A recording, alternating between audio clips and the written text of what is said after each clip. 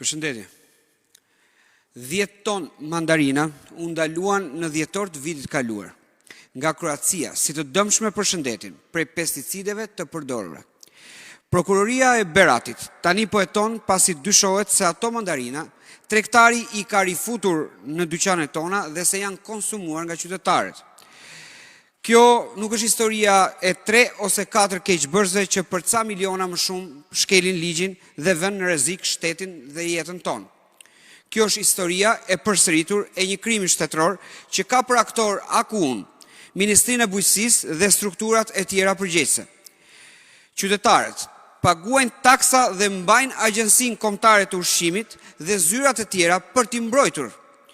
Por qeveria ka dështuar të ofrojë siguri ushqimore.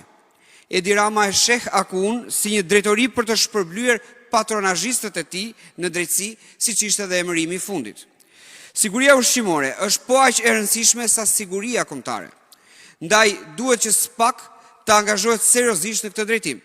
Askush nuk beson se prokuroria e Beratit do të shkojë tek përgjegjësit e vërtet, të cilët janë drejtori i AKU-s dhe ministri i Bujqësisë. Ata duhet të kujdesen që tek mbjellja e produkteve e deri tek dalja e tyre në treg, për sa i përket sigurisë ushqimore. Partia Demokratike ka angazhuar ekspert e njohës të fushës.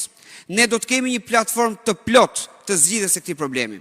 Fëmijët tanë, familjarët tanë, duhet dhe do të kenë garanci për ushqimet që konsumojnë.